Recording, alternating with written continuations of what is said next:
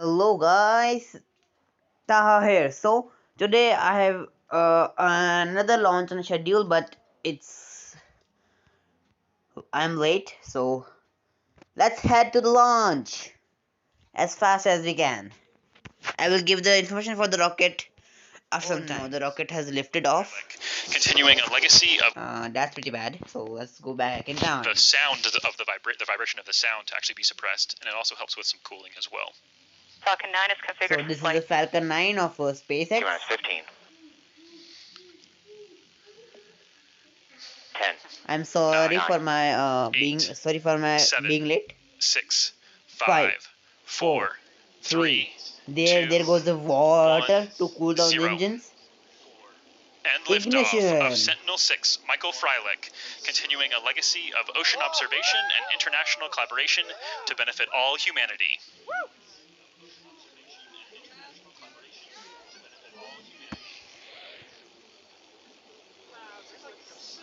See that enormous launch.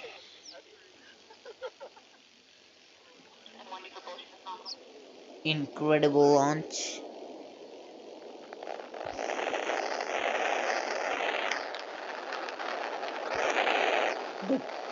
The crackle and the sound from the rocket.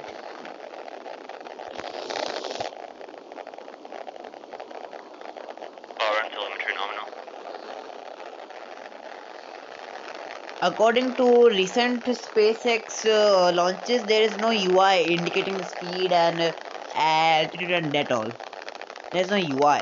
That's kinda bad, but okay. Vehicle is supersonic. So the rocket has passed max Q, means the maximum aerodynamic forces. Vehicle is experiencing maximum aerodynamic pressure.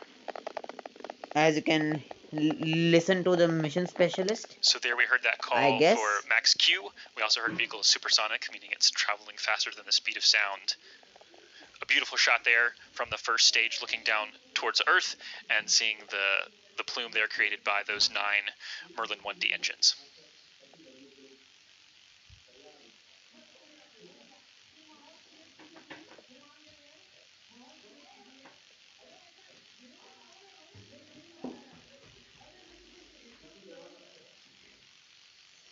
As you can see, the flames are expanding.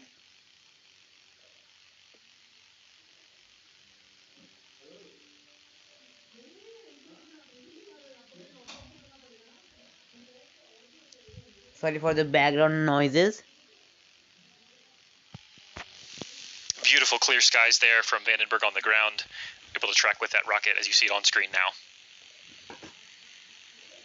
Just a reminder coming up here very quickly, we're going to hear booster or first stage engine cutoff. So the engines are cut off. As you can see, the split Booster in separation is there the visible on screen now. Beautiful shot. The second stage is ignited. There's the backflip, as Jesse mentioned, beginning with the Falcon booster. Stage 1 boost pack burn is started. See the engine becoming red hot. And that second engine looks like it has lit. You can start to see the engine bell there turning an Both orange. vehicles are following nominal trajectory. Fairing separation confirmed. And there goes the fairing. That's exposed. That is Sentinel-6 Michael Freilich there on your screen. That is the satellite that has been exposed now because the fairings have been jettisoned and separated, and you just saw it there tumbling away. Some beautiful shots on the way to orbit. So the fairing has been deployed.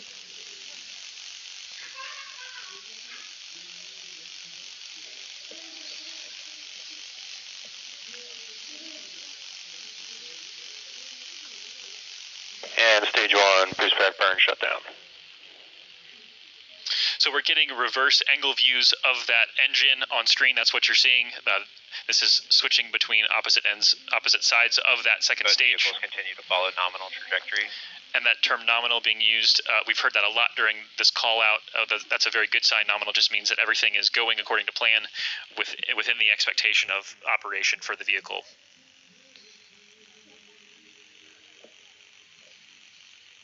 So we are, there, a great shot from the first stage. You can see the hypersonic grid fins there that are expanded, those honeycomb shaped structures as the booster begins to enter the atmosphere. Those will be able So to the help first guide and stabilize the booster to make sure that we hit that pinpoint landing like we heard that question asked. How do we ensure pinpoint landing? And those grid fins play a huge part in that. That second stage is in the middle of its first burn. This burn will last approximately 6.5 minutes. And then there will be a long coast phase today. And then we will have a very short, or a relatively short, second stage, second burn to put us in the correct orbit to follow that path of the Jason series, as we heard earlier. So the stage 1 will land back on the Earth to reuse it for further missions. So, Philip, from a trajectory perspective, is this just kind of a moment where do the people working this mission, do they kind of just sit and wait as well here? Because obviously we're not controlling this actively. It's just the vehicle, in theory, just doing what it's programmed to do. Right. I mean, I will say I didn't personally work this mission, so I'm not sure what my coworker who worked it for the past couple of years is thinking. So but let's get it's back beautiful live to watch this because trajectory as that we've you been planning out remember, for years. we know have what the gone map back in looks time. like. We know. Noisy, Okay, so we are now nominal live. landing of that booster. Daryl, how was...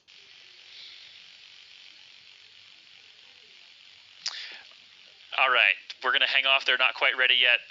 I'm sure they're just enjoying it. They probably got up to watch that launch, and they're probably getting positioned again. So I don't blame them. Me neither. Yeah, they should definitely soak it in.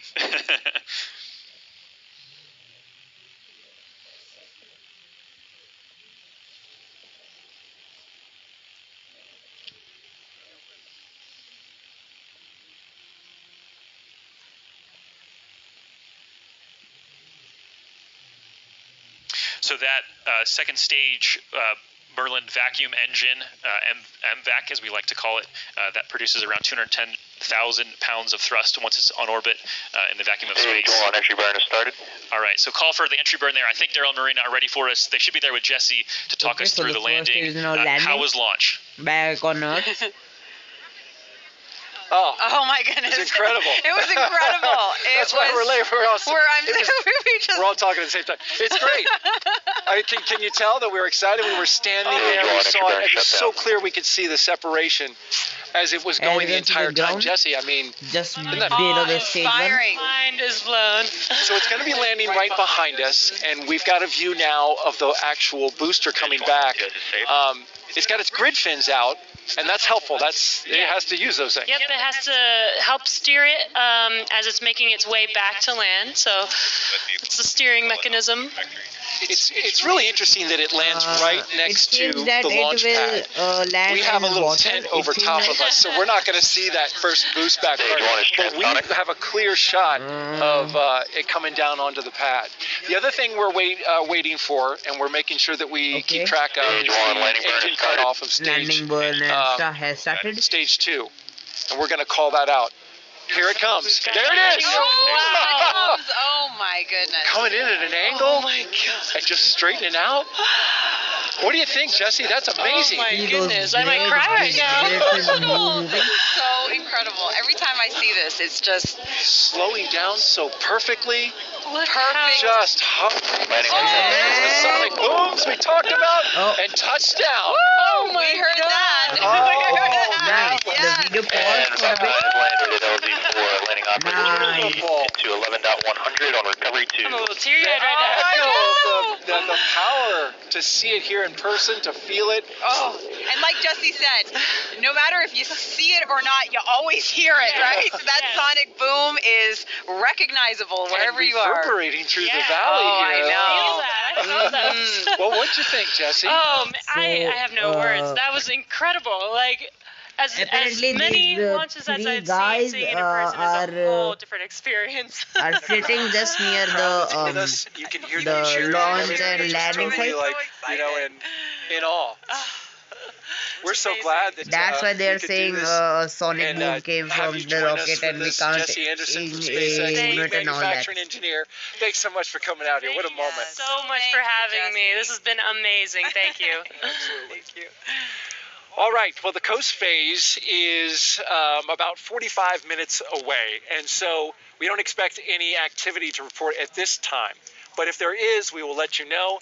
And in the meantime, we'd like to tell you about the science behind the Sentinel-6 Michael Freilich mission. And we're going to get to that in a moment. But, we have a moment here where we're going to sync up and simulcast with our partners from the European Space Agency. And when we do that, that's going to allow both channels, both ESA and NASA, to carry the same broadcast at the same time.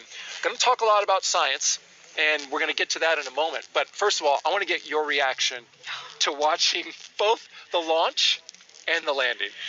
It's spectacular, Daryl. I mean, it's so beautiful when everything comes, and like Jesse was saying, a well choreographed ballet. It's the best choreographed ballet in the world, and it did everything that it was supposed to. The launch was beautiful. I'm so glad the winds quieted down when they were supposed to, so that we could get that rocket launched, because this is incredible science that we're going to get from Sentinel-6, and I just can't wait. Well said indeed. Okay, now we are going to turn it over to our friends from ESA. Let's join moderator Louise Houghton from the European Space Agency.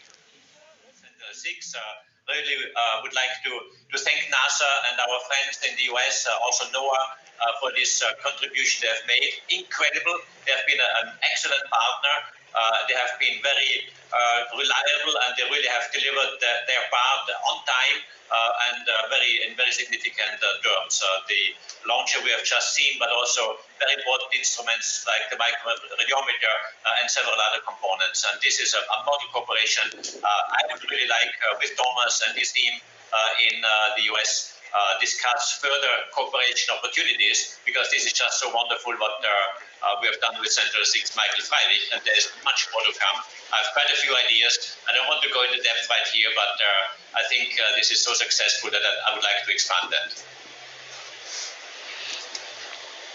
Well, thank you so much, Josef. I think you're saying there that international partnerships are so important for these space missions moving forward. And we've, of course, been able to monitor the oceans from space for nearly 30 years now. And before we continue this conversation, I want to take a look at a video which will show our achievements to date.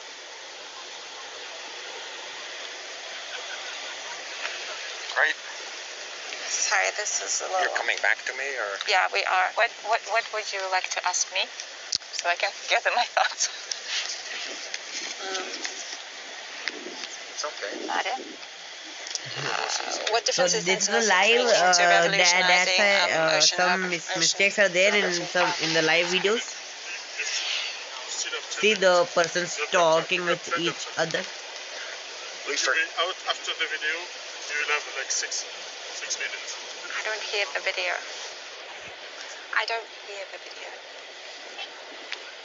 See? She's missing. She doesn't have a feed. Give me a cue. Count you down. Yeah, some mistakes were going on. Okay, so that was the landing and of the first stage, and the coasting phase of the stage 2 begins. So it takes nearly 4 or 5 hours to or like 2 or 3 or 1, I don't know, but more than 2 hours. So it's already 11 p.m. We cannot take 2 hours more or 1 hour more. Okay, something is happening again.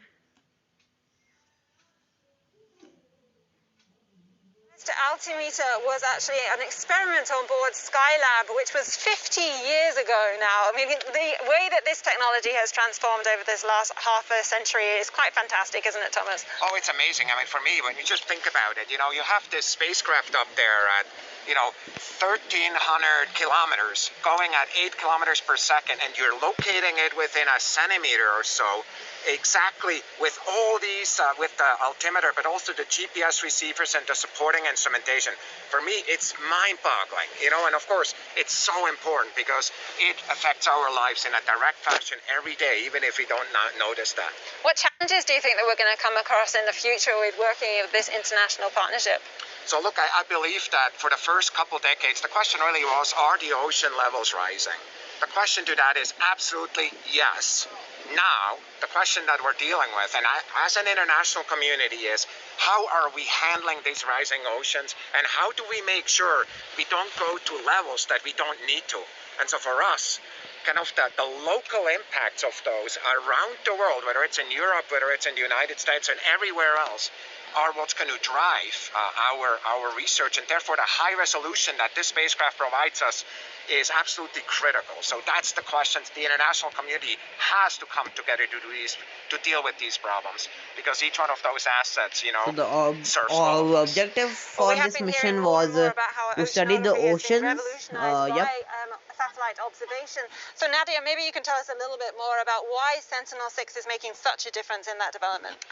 Yes, Sentinel-6 is indeed building on a very rich heritage of JSON-class altimeters, and what we expect to see a new science coming out of Sentinel-6, that it would open up new frequencies and give us a fuller picture of what do we know about the oceans. And ocean altimetry, by now, it's a mainstream tool of modern physical oceanography. So if you are a modern oceanographer, at one point of your life, you clearly looked with this data. Either you're studying tides or sea level, ocean circulation, or winds, or hurricane prediction.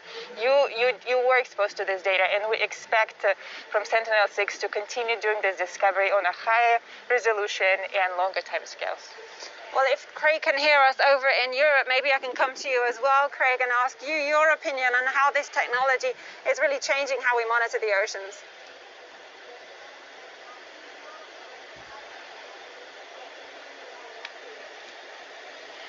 Interact precision, which is essential because the One annual more changes mistake. are just a few millimeters a year.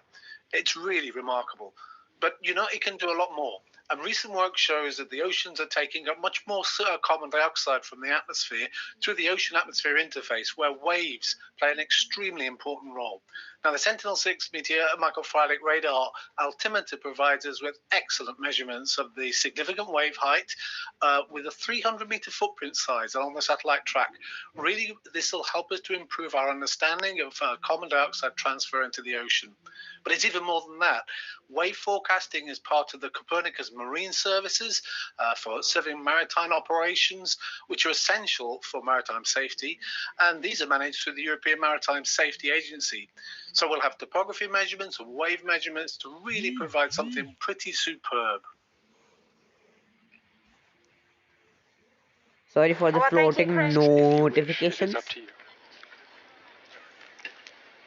And that was Craig Donlan, who's the project scientist from ESA, which is the European Space Agency. So thank you so much to them. And the climate science conversation continues. If you would like to tune in, just use the Sentinel-6 hashtag on the European Space Agency or ESA's social media platforms. This satellite was renamed after American oceanographer Michael Freilich, who led NASA's Earth Science Division for more than a decade. Freilich passed away in August, but 5 months prior, NASA held a satellite renaming ceremony for him at the agency's headquarters in Washington, D.C. Freilich accepted the honor, but he credited his success to the contributions of thousands of scientists, engineers, managers, and diplomats on both sides of the Atlantic. It's been a privilege to work with you, to learn from you, and to be able to call you friends. The entire world is expecting great things from Sentinel-6, and I know that you will deliver. Go Sentinel-6. So that was a speech from some very important person, but I don't know who. Certainly, he would have been thrilled to see this launch today. Joining us now is Daniel Freilich and Sarah Freilich, Michael's children, son and daughter. Thank you so much for being here. Thank you so much for having us. Very welcome. So, you know, you just saw this launch. Your father's name is on the satellite. What were your thoughts as you were watching that? It was gorgeous. I haven't seen something I that don't know who are these before. It's people. my first time seeing a launch from out here, And to just see that was incredible. Like, it means so much to see and feel it, you know, like I'd heard him talk about feeling it, and feeling that as it goes is just incredible. Amazing. And we all talk about him in the space community as just being such an inspiration. I had the honor of hearing him speak once as well. And you guys know the man outside of the work. So tell us a little bit about him. So our dad was passionate, and like whatever he chose to do, he wanted to like be a big part of it, and like was in all of the communities. And I like to tell people I didn't have heartthrobs on my wall. I had ESA and satellite images as the posters. And so that was just who my dad was. He shared it with us, and you know, like he was always there. And I think another thing is, you know, he cared about things at all levels. So not only did he care about an individual mission, but he cared about how it affected the entire world, and he did that with everyone he worked with. You know, he talked about the people that he worked with. He talked about all of the science that happened. When we were going through his papers, actually, we found that he still had the science papers written about the impact on the world. So he, even as he moved on, like he just cared about every part of the process, the people, the science, and what it meant for humanity. You guys were sharing a nice moment with me yesterday when you said that, you know, you have talked to the people who worked with him. They talked about you guys, and then he talked to them about you. And so just sharing, you know, the mutual experiences, and said that he was just the real person, the real deal. Yeah, and he would push everyone to be their best in order to make everything better. And we don't want to forget about Rosie here. This would be his grandchild, right? His first grandchild that he got to meet, so that was very special. Yeah. She's got a rocking the Sentinel-6 shirt. Look at that. You know, Sarah, you're a science teacher, right? So what part of this kind of carries through to what you do today? So I think like we do a big unit on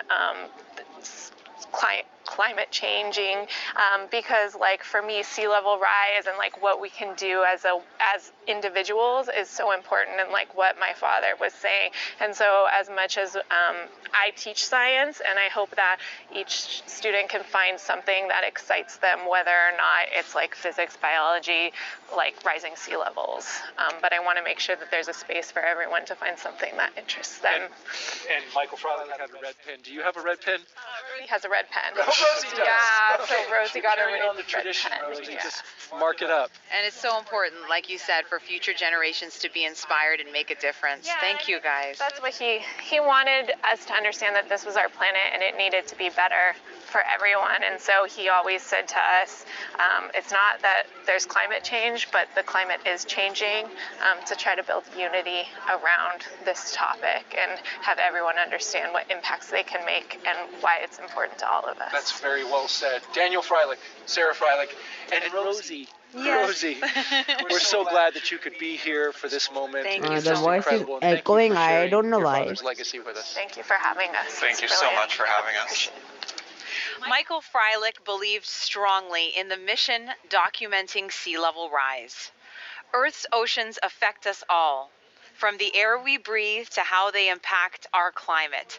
Let's take a look at how Sentinel-6 Michael Freilich will help us continue to explore oceans from space.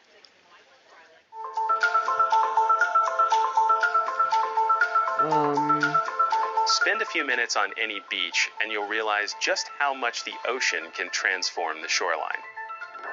We're here at NASA's Jet Propulsion Laboratory, and we're really excited about this new satellite. It will extend the record of sea level rise another decade past the 30 years we already have, and allow us to see how sea level is not only rising, but how it's accelerating. This has huge consequences for the planet because sea level rise is one of the most important consequences of human-caused global warming. Sea levels are rising at a faster and faster rate every decade.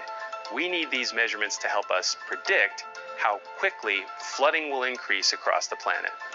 Sentinel-6 will also bring us higher resolution measurements of sea level, which is incredibly important near the coastline where currents are narrow and changes can be difficult to observe from space. Currents in the ocean tilt the sea surface, making sea level high on one side and low on the other. Also, warm water stands taller than cold, so sea level measurements tell us about both ocean currents and ocean heat. ocean currents affect our daily lives because the ocean has a strong impact on climate. In the west, the Pacific Ocean strongly determines droughts and rainfall, and in the east, hurricane forecasting uses satellite altimetry to help predict how much hurricanes will intensify. Ocean conditions can change quickly, and forecasters need data in near real time to predict how currents and marine weather will change across the globe.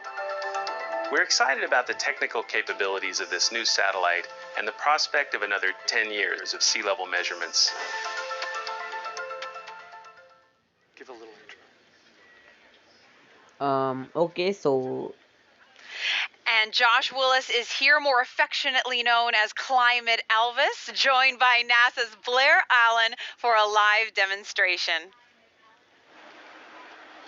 That's right, Marina.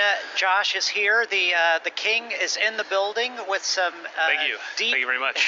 deep insight into the science of Sentinel-6. So let's start there. Before we get to after the seeing this demonstration, presentation, tell I us a will little show bit you the about the science information behind and this then mission. end this Well, video Blair, because first this I video gotta is say, going to be very long. That was then. amazing. I just saw that the rocket went up, and then it came back down. Yeah. And so did the boom. It lowered the boom on us. It did lower the boom, even when you know it's coming. Yeah. It's still shocking. Boom. So, sonic boom. It's it was a cool. prototype of the satellite, It dropped the mic, Sentinel-6. as I know you were going to do at the end of this segment. Well, let's hear it. So Sentinel-6 is going to tell us about the sea level. It measures the height of the ocean from about 800 miles up, and it does this with an accuracy of just 1 inch. And yeah, right? Yeah. Pretty cool. Yeah. And so it does that everywhere in the world once every 10 days. And from that, we can figure out global sea level rise, how much the oceans are rising because of human-caused climate change. So it's pretty neat. Yeah, now one of our followers on Twitter, Ave, wants to know if they're twin satellites, why are they being launched 5 years apart? Yeah, that's a great question. They're twins, but one's the younger twin.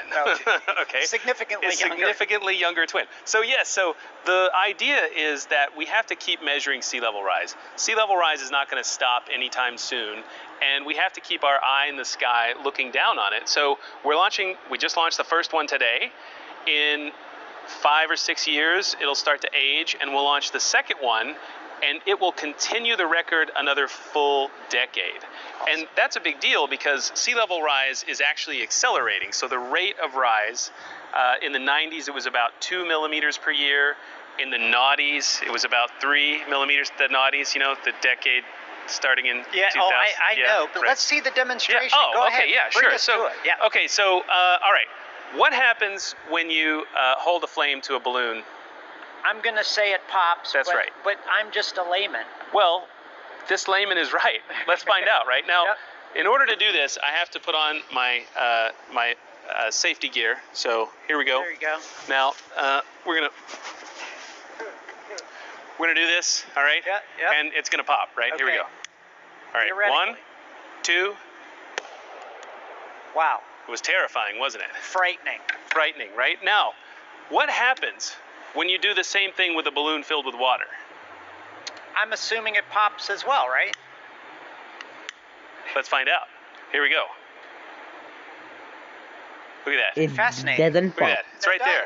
It's right there on the balloon. It holds. It's not popping. Why not? It's not popping because water is so good at absorbing heat that it actually takes the heat away from the balloon before the flame can melt it. And that's just like the oceans. The oceans absorb more than 90% of the heat from climate change. So if we think about global warming, it's really ocean warming, right? Wow.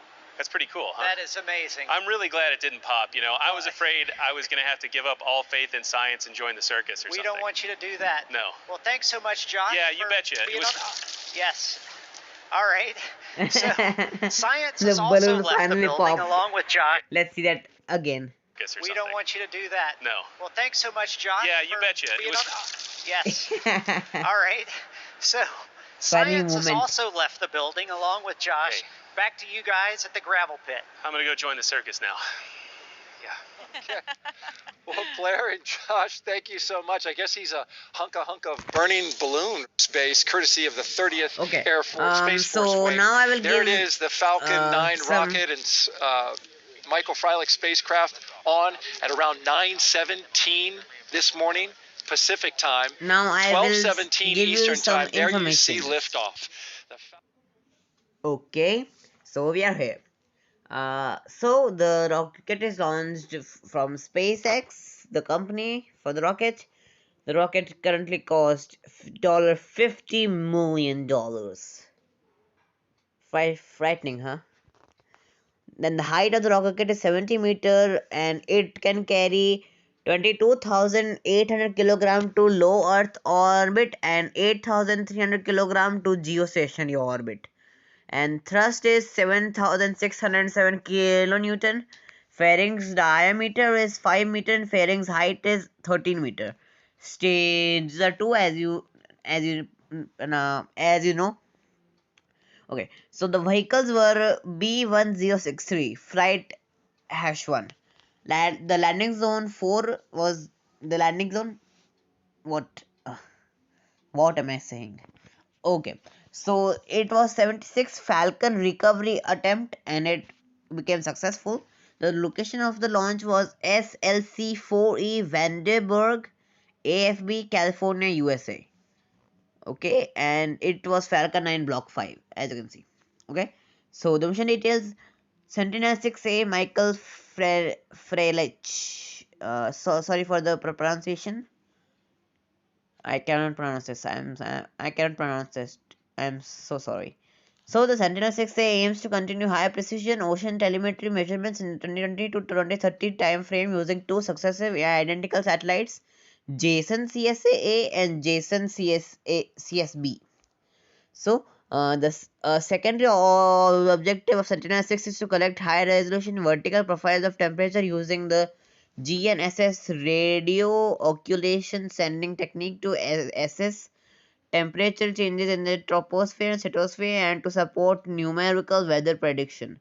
Payload is 1 and total mass is 1440 kilogram. I don't know what this sun synchronous orbit means.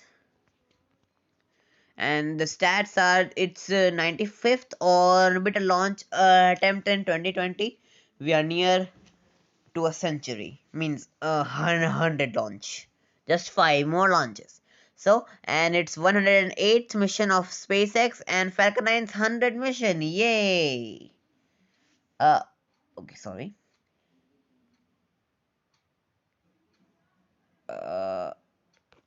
What happened? Oh, acha, I am in raw mode. That's why. Okay. So it's Falcon 900 mission. Yay! Falcon 9 crossed 100th. Very cool, huh? So I will give the link for the Wikipedia page of the rocket in the description, so you can read it.